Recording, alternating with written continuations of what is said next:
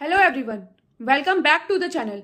अगर आप SSC CGL 2026 की प्रिपरेशन स्टार्ट करना चाहते हो, लेकिन आपके माइंड में ये कंफ्यूजन है कि प्रिपरेशन कहाँ से स्टार्ट करें, कौन सा सब्जेक्ट पहले पढ़े, डेली रूटीन क्या होनी चाहिए और क्या अभी भी सिलेक्शन पॉसिबल है या नहीं, तो ये वीडियो आपके लिए। इस वीडियो में मैं आपको एसएससी सीजीएल 2026 का कंप्लीट रोड मैप एक्सप्लेन करने वाली हूँ, बिल्कुल सिंपल तरीके से। सबसे पहले एक इंपॉर्टेंट बात कर लेते हैं। एसएससी सीजीएल का नोटिफिकेशन मार्च मंथ में आने वाला है, यानी कि इसी मंथ एसएससी सीजीएल का नोटिफिकेशन आ जाएगा।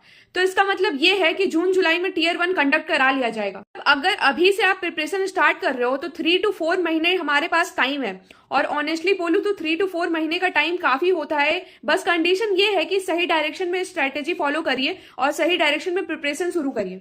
और अगर आप बिगिनर्स हो तो थोड़ा सा टफ हो सकता है, मगर अगर आप रिपीटर्स हो तो आपके लिए मोर देन इनफ है 3 to 4 मंथ्स। बहुत सारे स्टूडेंट 1-2 साल तक प्रिपरेशन करते रहते हैं, लेकिन क्लियर स्ट्रेटेजी नहीं होने की वजह से उनका सिलेक्शन नहीं हो पाता है। इसलिए मैं इस वीडियो में आपको स्टेप बाय स्टेप बताने वाली हूँ कि इन मंथ्स को आप कैसे यूज करो। अब सबसे पहले एग्जाम पैटर्न समझ लेते हैं। एसएससी सीजीएल टियर 1 में 4 सब्जेक्ट होते हैं, maths, reasoning, English, general awareness. Total 100 question होते हैं, जो कि 2 मार्क्स के आते हैं। मैथ्स के 25 क्वेश्चन होते हैं, रीजनिंग के 25 क्वेश्चन, इंग्लिश के 25 क्वेश्चन और जीके जीएस के 25 क्वेश्चन। अब सबसे इंपॉर्टेंट क्वेश्चन ये आता है कि प्रिपरेशन स्टार्ट कहाँ से करें। मेरे अकॉर्डिंग प्रिपरेशन स्टार्ट करने का सबसे बेस्ट तरीका है मैथ्स और रीजनिंग से स्टार्ट करना, क्योंकि ये दोनों सब्जेक्ट कॉन्सेप्ट बेस्ड होते हैं। अगर आपने स्टार्टिंग में ही अपने कॉन्सेप्ट क्लियर कर लिए तो आगे प्रैक्टिस के साथ मार्क्स बहुत जल्दी इंप्रूव हो सकते हैं। अब बात कर लेते हैं मैथ्स की। मैथ्स में आपको स्टार्टिंग बेसिक टॉपिक से करना चाहिए, जैसे कि percentage, ratio, average, profit and loss, time and work. ये टॉपिक एसएससी एग्जाम में बार बार पूछे जाते हैं। आप डेली कम से कम 2 घंटे मैथ्स को दीजिए। सबसे पहले कॉन्सेप्ट समझिए, उसके बाद प्रीवियस ईयर क्वेश्चन प्रैक्टिस कीजिए, क्योंकि एसएससी एग्जाम में पैटर्न रिपीट होते हैं। दूसरा है reasoning. Reasoning comparatively easy subject होते हैं।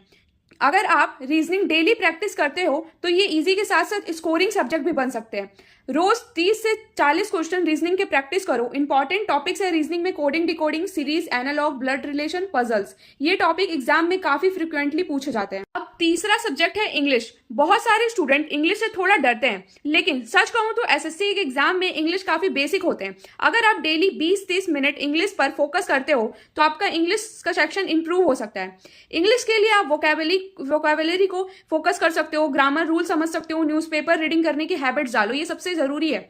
और सबसे इंपॉर्टेंट है प्रीवियस ईयर क्वेश्चन को बार बार सॉल्व करो, उसको मत छोड़ना। चौथा है static GK and current affairs. Static GK के लिए लूसेंट बुक ले सकते हो, वो हेल्पफुल होते हैं। बाकी परमार सर के फैटमैन बुक भी अच्छे हैं, उसको आप चाहो तो ले सकते हो। और करंट अफेयर डेली की जगह आप मंथली करो या वीकली करो, ये ज्यादा इंप्रूवमेंट दिलाता है, क्योंकि डेली करंट अफेयर करने में आपका 1 घंटा पूरा करंट अफेयर में जाता है, जिससे कि आपके बाकी सब्जेक्ट मिस हो सकते हैं। तो आप मंथली या वीकली करंट अफेयर जरूर करो। अब एक सिंपल डेली रूटीन भी समझ लेते हैं। अगर आप अपना दिन कुछ इस तरह डिवाइड कर सकते हो तो बहुत ही अच्छी बात है। पहला, मैथ्स 2 घंटे, रीजनिंग 1 घंटे, इंग्लिश 1 घंटे, जीके जीएस 1 घंटे।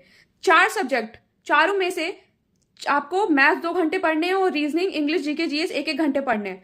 उसके बाद अगर आपको टाइम मिलता है तो आप 1 घंटे मॉक टेस्ट को या प्रीवियस ईयर एनालिसिस करने में जरूर दो।